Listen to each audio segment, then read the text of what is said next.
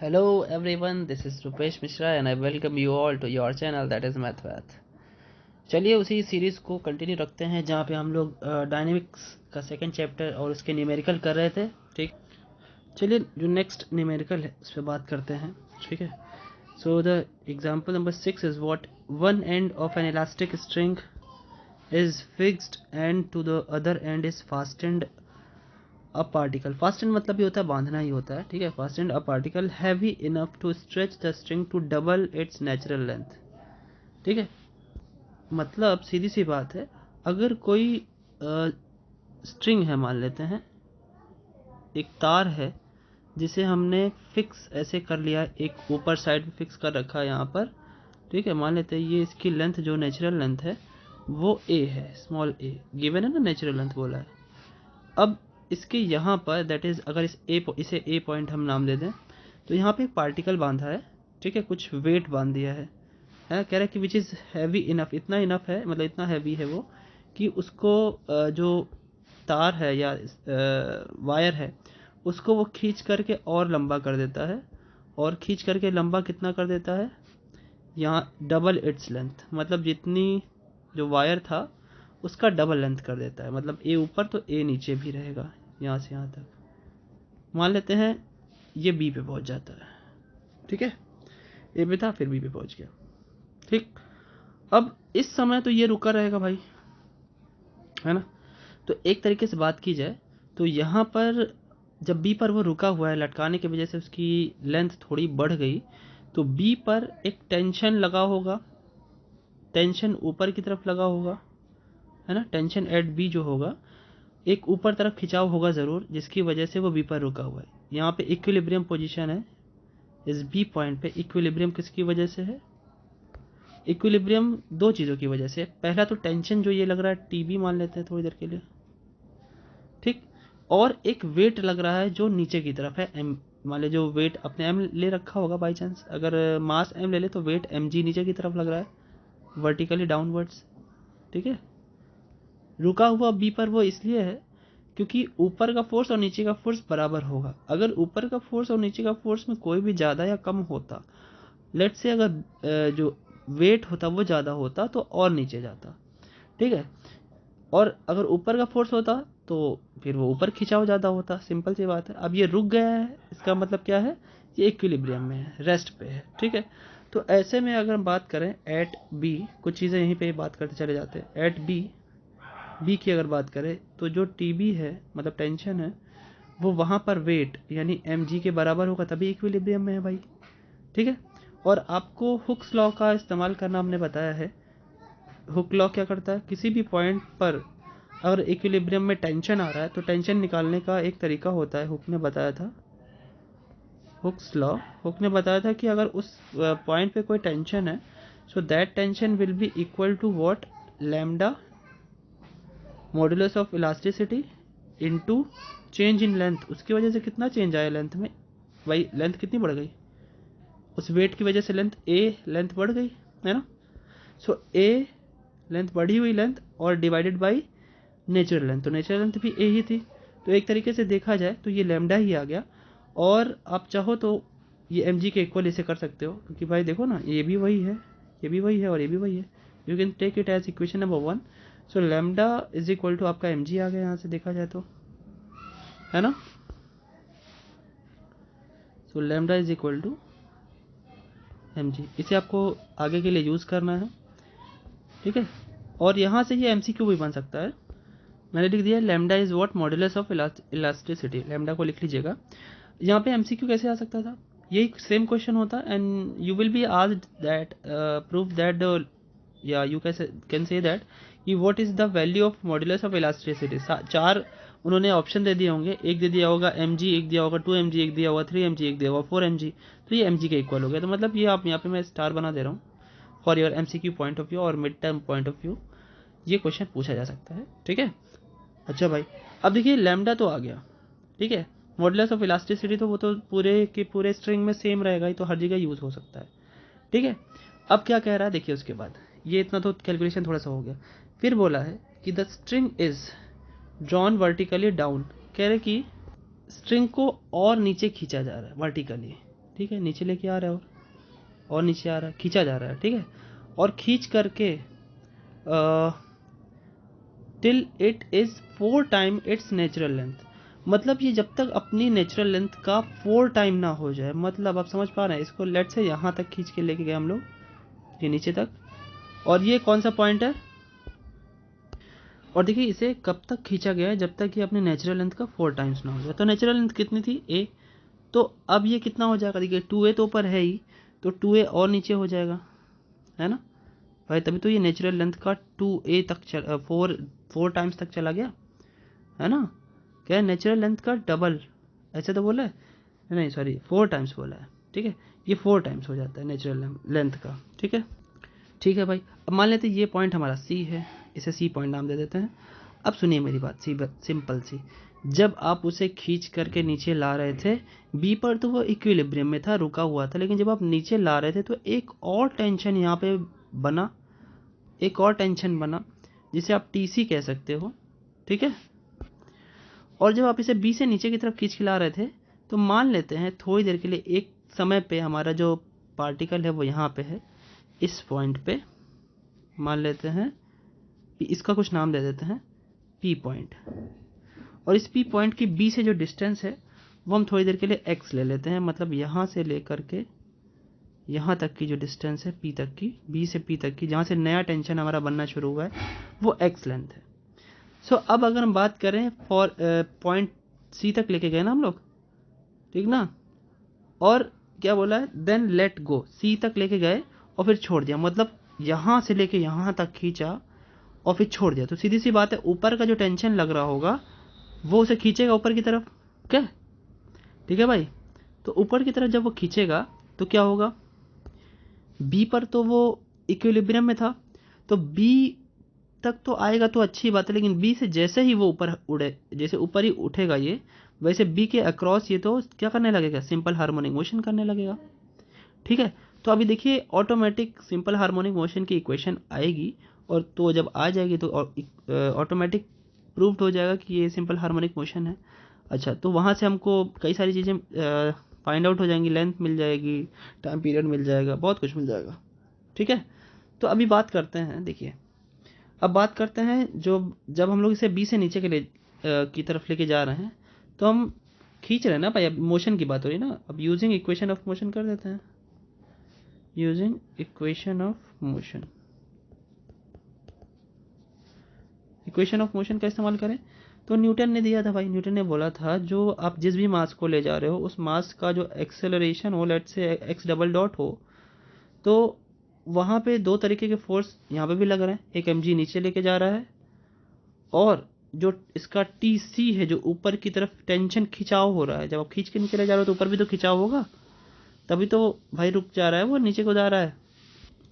एक चीज़ और, यहाँ पे ये टीसी मैंने लिखा हुआ है, ये पी के जस्ट ऊपर है ना, तो पी पर टेंशन लगेगी, क्योंकि लेंथ मैंने अगर एक्स ले रखा है तो टीपी हो जाएगा, ठीक है, अगर सी के पास मैं लेता तो टीपी लेता ऊपर की तरफ, ठीक है। अच्छा, अब यहाँ पे टीपी ले रहा हूँ, क्यों टीपी ले रहा हूँ, क्योंकि पी की बात करें ना अपने को, एक्स में है और एक्स की डिस्टेंस बी से एक्स है, इसलिए यहाँ पे एक्स लेना पड़ा, अगर मैं पूरे सी पे चला जाता तो मैं एक्स की बात ही नहीं करता, ठीक है। तो चलिए अब टीपी क्या है आपको यहीं पे बताता हूँ।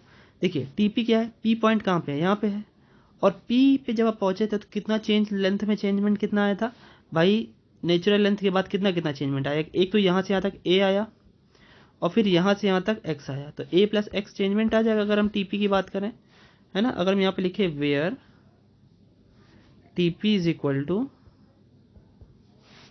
एक second, TP is equal to a lambda times a plus x, a चेंजमेंट है, ए तो पहले से चेंजमेंट था, और पी पॉइंट की बात करें तो एक्स और बढ़ गई लेंथ, ठीक है, ए प्लस एक्स और upon natural length A.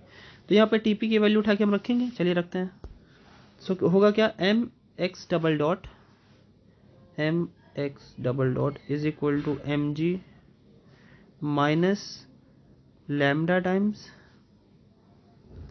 A plus x whole upon a. अब लैम्डा की वैल्यू एम जी थी, उसे भी पुट कर देते हैं, m x double dot is equal to m g, और लैम्डा भी एम जी था, और बाकी इसे सॉल्व कर लेंगे तो 1 प्लस एक्स अपॉन ए हो जाएगा, मल्टीप्लाई कर दीजिए भाई, और फिर सब जगह से m आप हटा भी सकते हो, माइनस जी एक्स बाय ए। ठीक है, एम जी से एम जी कैंसिल हो गया, महात्मा गांधी कैंसिल, महात्मा गांधी को कैंसिल मत कर देना भाई, एम एक्स डबल डॉट, नहीं तो सारे नोट बेकार हो जाएंगे आपके। ठीक है, एम टू एम कैंसिल यहाँ पे भी। सो आपको मिलेगा क्या भाई, आपको इक्वेशन ऑफ मोशन मिलने वाली है, कौन सी वाली, सिंपल हार्मोनिक मोशन वाली। सो एम से m cancel, g by a times x. अब ये मिल चुका है, ये आपको याद होगा कि जो ये पार्ट होता है इतना वाला, वो आपका म्यू होता है। ठीक है, ठीक पता है सबको, नहीं पता तो प्रीवियस वीडियो जाकर देख लीजिए। ठीक है भाई, अच्छा ये हमारी तो आ गई, इक्वेशन नंबर 2 मान लेते हैं इसको। अब जरा ध्यान से देखिए, अपने को बात क्या करनी है, अपने को प्रूफ क्या करना है, उस पर थोड़ी सी चर्चा कर ले, फिर आगे का जो एक रोड मैप होगा वो क्लियर हो जाएगा। देखिए यहाँ पे बोला ठीक है नेचुरल लेंथ से बढ़ा दिया था, देन लेट को छोड़ दिया गया सी पे ले जाकर के, show that the particle returns to its point in time, time लिखा हुआ है यहाँ पे, कह रहे ये टाइम प्रूफ करना है कि अपनी पोजीशन पे ये कितने टाइम पे पहुंचता है।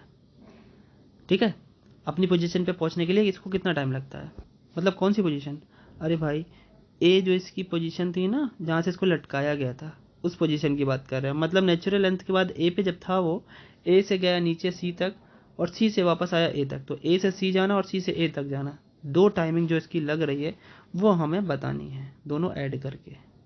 ठीक है, अच्छा भाई, सो ये बात क्लियर है कि इसको कितना टाइम लगा, ए से सी गया, सी से ए आया, तो मैं इसे लिख लेता हूँ। ठीक है, the total time in taking return, ठीक है मैं लिख देता हूँ। देखिए मैंने पॉइंट लिख दिया दैट कि पार्टिकल ट्रेवल सी टू ए, पहले सी टू ए तो जाएगा, ठीक है सिंपल हार्मोनिक मोशन हो रहा होगा, सी टू ए गया, लेकिन जब ए से ऊपर जाना शुरू करेगा तो भाई टेंशन तो बिल्कुल ही खत्म हो जाएगा, ए से ऊपर गया तो पूरा टेंशन खत्म हो चुका है, तो अब ए से ऊपर जाएगा तो ये फुल्ली अंडर ग्रेविटी ये ऊपर जा रहा होगा। ठीक है, तो ये दोनों पॉइंट मैंने लिख दिए वहाँ पे, ठीक है लिखा है ना, and above a in time t two against gravity. ठीक है, तो चलिए पहले जो टाइम है सी टू ए उसे फाइंड आउट करते हैं, और उससे भी पहले टाइम निकालना तो है ही, तो क्यों ना हम इस एक्स डबल डॉट को सॉल्व कर लें। इसका सॉल्यूशन जो देखिए, जब सी टू ए ऊपर की तरफ जा रहा है यानी नेगेटिव हो रहा है, एक्स की वैल्यू कम हो रही है, तो आपको मैंने बताया था कल भी कि आपको एक्स का जब एक्स डिक्रीज करता है, मैंने बताया हुआ है, तो एक्स डबल डॉट इसका सॉल्यूशन जो आता है वो इसमें साइन और कॉस दोनों रहते हैं, लेकिन जब एक्स डिक्रीज करता है तो हमें इसका सॉल्यूशन जो लेना होता है वो कॉस वाला लेना होता है, और यहाँ पे एक कांस्टेंट ले लिया जाता है, मान लेते हैं यहाँ पे c1 ले लेते हैं, c1 कॉस अंडर रूट में यही म्यू होता है g अपॉन ए इंटू टी। ठीक है, सो ये होता है आपका सॉल्यूशन। अगर यही वैल्यू बढ़ रही होती, मतलब ऊपर से नीचे की ओर जा रहा होता, तो हम यहाँ पे साइन कर देते, सिंपल सा। ठीक है, अब इसको मैं यूज़ तो मैं कर रहा हूँ, साथ ही साथ ये जो कांस्टेंट c1 इसकी वैल्यू भी निकालनी है। ठीक है, तो चलिए देखते हैं। सो वी मस्ट राइट कि as from C to A x is decreasing, x कम हो रहा है ना, भाई निगेटिव में जा रहा है तो कम ही ना हो रहा होगा। ठीक है, क्योंकि बी से नीचे पी की तरफ जब बढ़ रहा है तो एक्स पॉजिटिव है, और ऊपर की तरफ आओगे तो नेगेटिव तो होएगा ही, सीधी सी बात है। सो एक्स इज इक्वल टू क्या हो जाएगा, ये बताया हुआ है, जब चैप्टर स्टार्ट किया था एसएचएम को जब समझा रहा था मैं, तो मैंने बताया था is equal to c1 cos under root g by a times t, और जब सी से ए जा रहा था तो टाइम को हमने t1 लेट किया था, तो t1 अभी बाद में लिखेंगे जब हम लोग एग्जैक्टली बात करेंगे कि सी से ए पे आ गया, अभी तो हमने केवल इक्वेशन सॉल्व की। ठीक है, कांस्टेंट निकालना पड़ेगा c1, कैसे आएगा भाई, देखो सिंपल सी बात है, अगर हम बात करें जब हमने इसको नहीं छोड़ा था, मतलब अभी हाथ में पकड़ा ही है, अभी खींच करके पकड़ा ही है, तो हम इसे लिखेंगे भाई, बड़ी सिंपल सी बात है, टाइम टी एट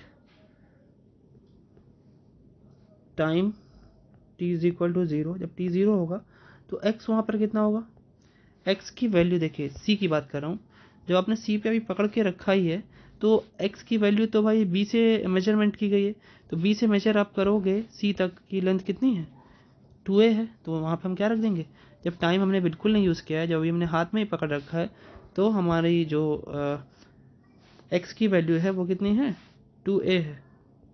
ठीक है, सो इसे पुट कर देते हैं। So we will get the value of x, यहाँ पे लिख देते हैं एट c। ठीक है, at c t is equal to 0 in this.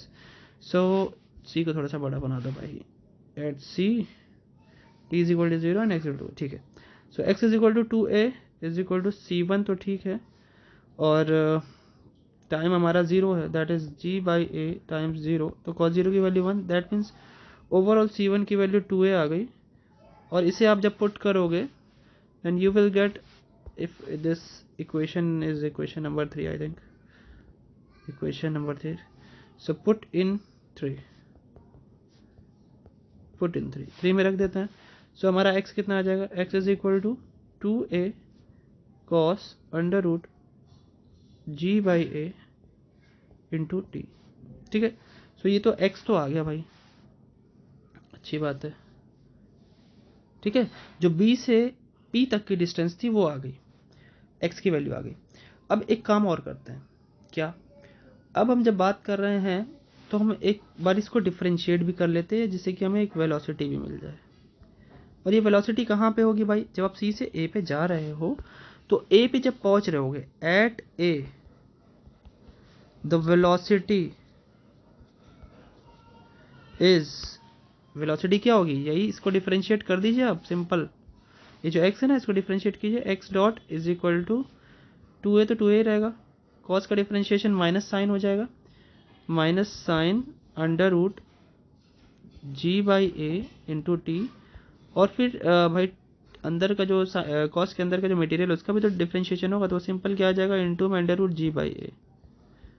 ठीक है, अब ये देखिए वेलोसिटी नेगेटिव आ रही है भाई, वेलोसिटी कभी नेगेटिव आ सकती है, आ सकती है।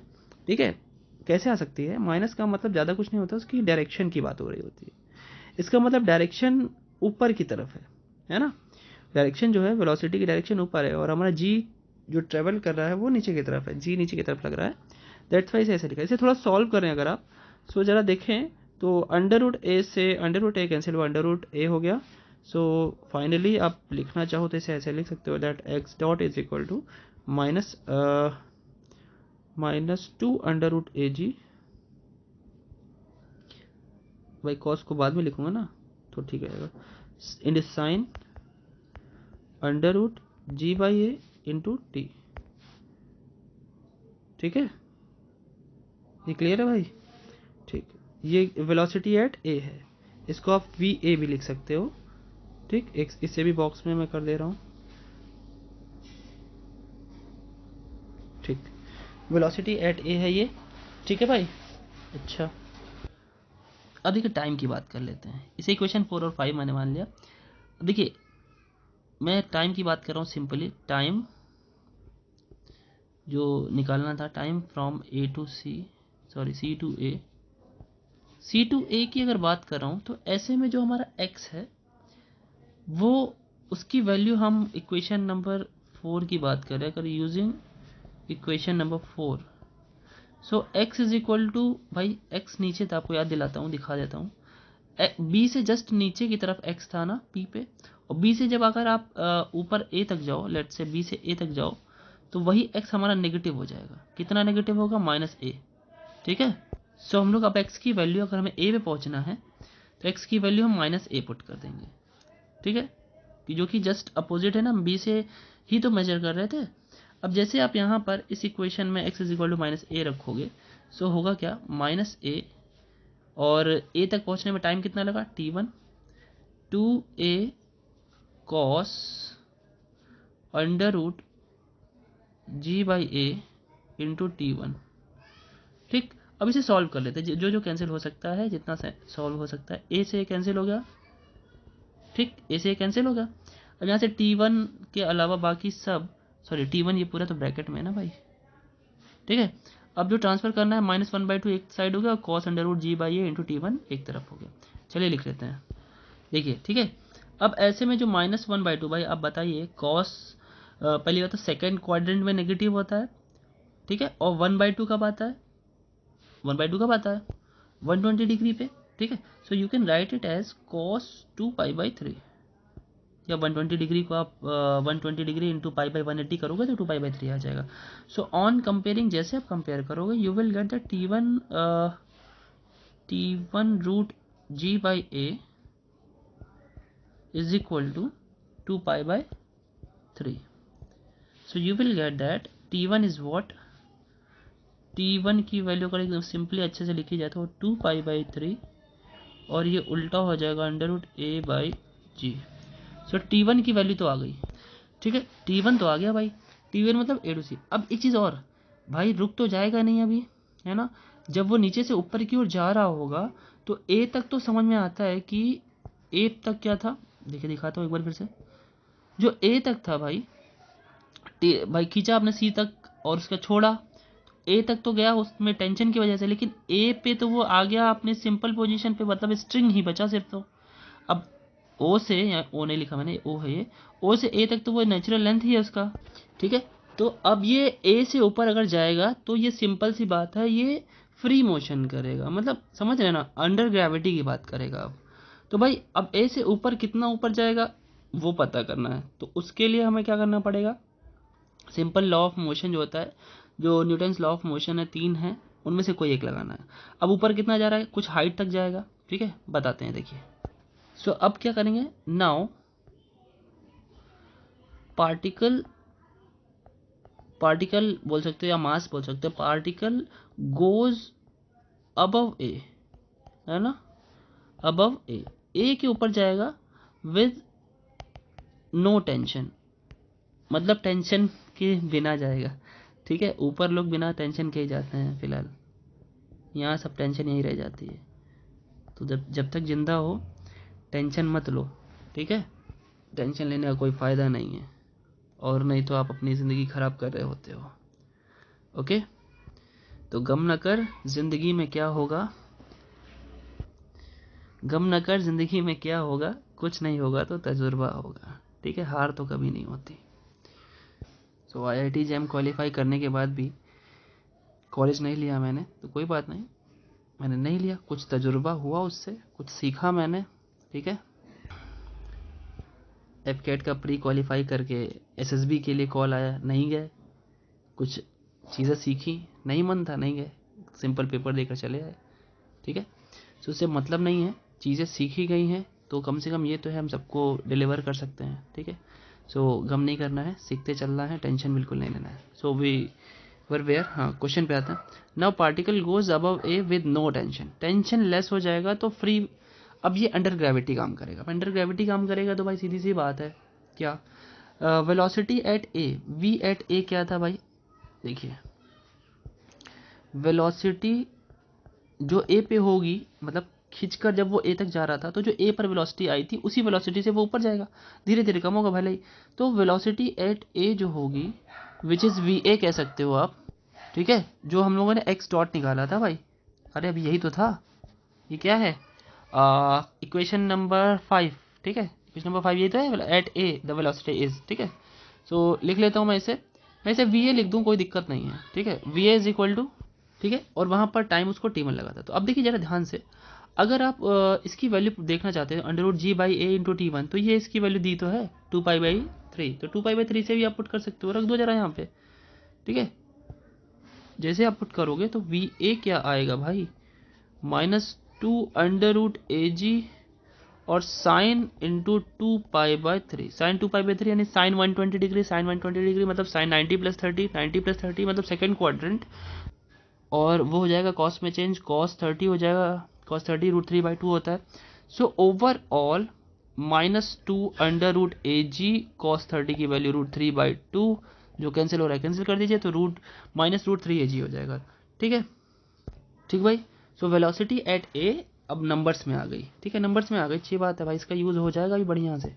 देखिए नंबर्स में आई, इक्वेशन कौन सी है भाई, 5 6 4 5 6 ही है ना, पक्का 4 5 6, ठीक है। तो अब इसका यूज़ कर लें। अब यूज़ कैसे करेंगे, देखिए अब जब हम ऊपर जा रहे हैं, ठीक है, जब ऊपर जा रहे हैं, यहाँ माइनस क्यों आया है, माइनस का मतलब ही होता है, अगर हम चाहें इसे v a is equal to √3ag लिखेंगे तो ब्रैकेट में लिखेंगे क्या, अपवर्ड्स, अपवर्ड्स डायरेक्शन में है ये, ठीक है। Negative is nothing but it shows the direction just opposite to what you let, just opposite to what you let. ध्यान से सुनिएगा, आपने जो डायरेक्शन मानी होगी अगर नेगेटिव आ जाता है तो इसका मतलब आपको डायरेक्शन बदल देनी चाहिए, जस्ट अपोजिट कर देनी चाहिए। माइनस का मतलब और कुछ नहीं होता, ठीक है। सो अब यहाँ पे अगर बात करें, सो अब ये लिखेंगे कि above A using equation of motion which is given by Newton. कौन सी वाली? फर्स्ट वाली यूज कर लो भाई। कौन वाली? अगर आप ऊपर जा रहे हो तो v कहां तक पहुंचोगे नहीं पता है, लेकिन एक चीज तो है, v is equal to u जो होगा, u माइनस ए टी होता है, यहाँ पे जी टी हो जाएगा, और ऊपर t2 टाइम तक का गया, ठीक है भाई। ये जो a पॉइंट था, a के ऊपर जा रहा था ये, अब ये तो o है ना। अब यहाँ पे मान लो कहीं भी पहुंचा, यहाँ पहुंचा, कहीं भी पहुंचा, मान ले तो उधर t2 टाइम में पहुंचा, ठीक है। तो जब भी पहुंचेगा तो वहां पे वेलोसिटी यानी फाइनल वेलोसिटी तो जीरो ही आ जाएगी, तो यहाँ पे हमें जीरो पुट कर देना चाहिए। एंड u क्या होगा? यू ए बोलो, मतलब जहां से स्टार्ट किया था यू ए वही होगा जो वी ए होगा। तो वी ए कितना है भाई? 3 है, ठीक है, माइनस जी टी टू। अब यहाँ से टी टू फाइंड आउट कर लीजिए। टी टू अब मैं डायरेक्ट लिख देता हूँ, is equal to under root 3a/g। जी देखिए, अंडर रूट से अंडर रूट जी वाला कैंसिल होगा ना, तो रूट 3/g। तो देखिए ध्यान से देखिए, अब हम टोटल टाइम लिखने जाते हैं। सो टोटल टाइम क्या हो गया भाई? एक बारी ये ऊपर से नीचे से स्टार्ट हुआ होगा, एक बारी ऊपर से स्टार्ट हुआ, एक बारी गया होगा, और एक बारी ये वापस आया होगा, तभी तो भाई सिंपल हार्मोनिक मोशन हुआ, तो यानी डबल टाइमिंग लगा। तो टोटल टाइम कितना हुआ? Is equal to 2 times t1 plus t2, दोनों का डबल करके ऐड करना है, या दोनों को ऐड करके डबल कर दो। तो मैं वैल्यू पुट करता हूँ, देखिए भाई, लिख दिया मैंने अंडर रूट a/g कॉमन भी ले लिया। अब देखिए प्रूफ भी शायद यही था, अंडर रूट a/g समथिंग करके, अंडर रूट a/g देखिए, और विद इन ब्रैकेट 4π/3 प्लस 2√3 था। सो ये तो आ ही गया है, देख लीजिए, ठीक। So this was the total time taken by the particle to come back to the starting position, ठीक है। तो यही हमारा प्रूफ था, ठीक है भाई। देखिए अभी एक वीडियो और आएगी स्ट्रिंग्स के लिए, वो भी न्यूमेरिकल की होगी, ठीक है। उसमें 2 न्यूमेरिकल और मुझे कराने हैं, 2 न्यूमेरिकल्स और हैं जो मुझे इंपॉर्टेंट लगे कराने को। सो वो दोनों मैं उसमें कवर कर दूंगा, ठीक है। और उसके बाद इसका नेक्स्ट पॉइंट पढ़ेंगे, चैप्टर थोड़ा सा बड़ा है, ठीक है। इन्वर्स स्क्वायर लॉ के अंडर मतलब 2 जो लॉज हैं वो पढ़ लेंगे हम लोग नेक्स्ट वीडियो में, ठीक। तो चलिए तब तक के लिए वीडियो को शेयर कर दीजिएगा, लाइक कमेंट जो भी अच्छा लगे करते रहिएगा, ठीक है। मिलते हैं नेक्स्ट वीडियो में आपके अपने चैनल मैथवैथ पर। Thank you.